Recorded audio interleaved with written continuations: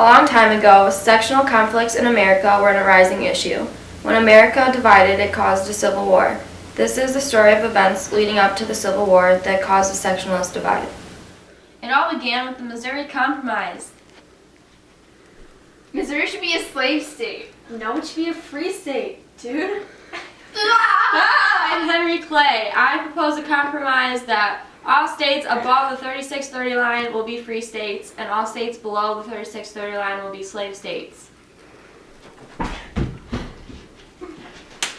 While the North continued to focus on their industrial society, the South was pushing westward to grow their land and power.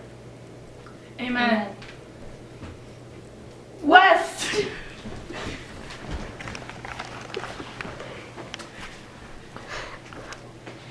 Americans began to use religion as reasoning to move westward. This created more sectional tension between the North and the South.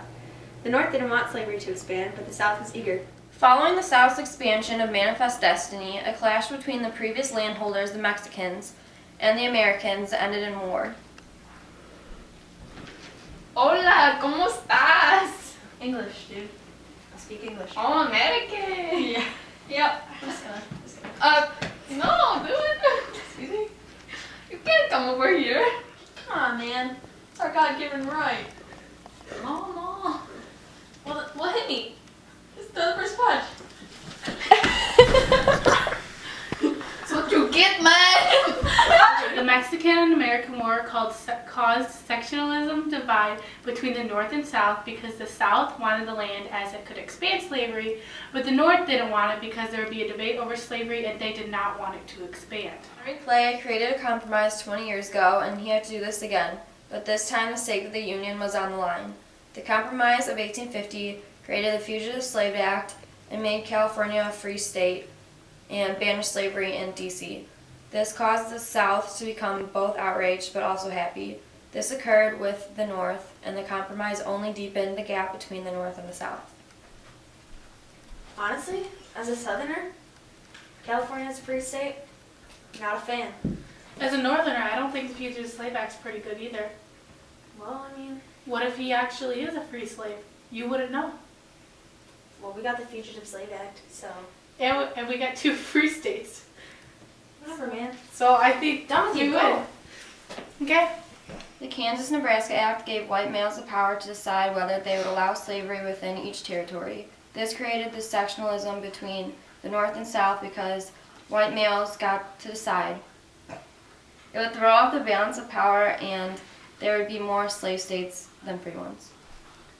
Aren't you just so excited about this Kansas-Nebraska Act? The fact that we, as white males, get to vote whether we want slaves or free states is just so amazing.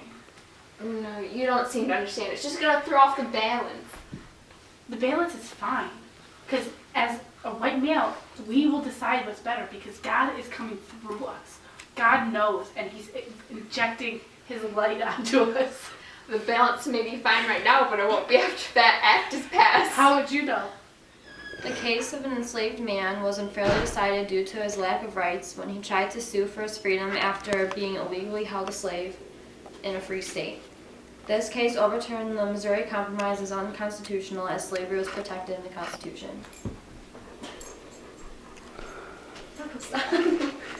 It's a bear in the courtroom. I should have rights. I was in a free state. I'm not a slave anymore. Once a slave, always a slave. You don't have rights. Over the role of Senator, Lincoln and Douglas debated over whether or not the expansion of slavery was a moral issue.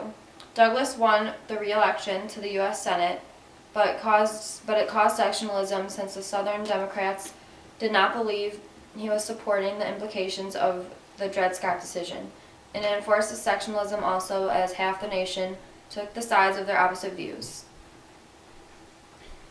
Slavery is morally wrong. I mean, I don't think it should be abolished, but it should not be expanded. I, as Stephen Douglas, would disagree with that statement, and I think that it benefits for everyone. Well, I, Lincoln Douglas, don't believe that You're your last right. name is not Douglas. Lincoln Doug.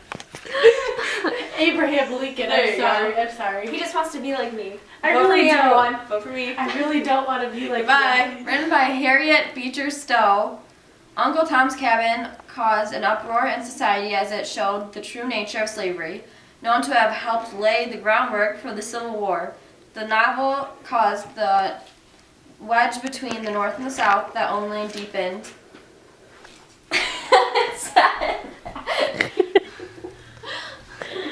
What do you have to say for yourself, Sal? It's not like that. It is exactly like that. We know all about slavery now. No, you've got it all wrong. Do we? Because it was a very detailed description of what goes on. My plantation is ruined. John Brown's raid on Harper's Ferry in 1859 was an attempt to start an armed slave revolt. This essentially sculpts the people out of the South and only caused them to tighten the grasp onto their roots of slavery. Oh, let's read this.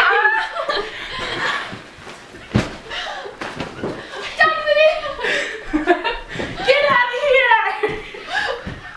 Finally, Abraham Lincoln was elected as the 16th President of the United States in 1860 as the Republican candidate of a platform opposing the expansion of slavery.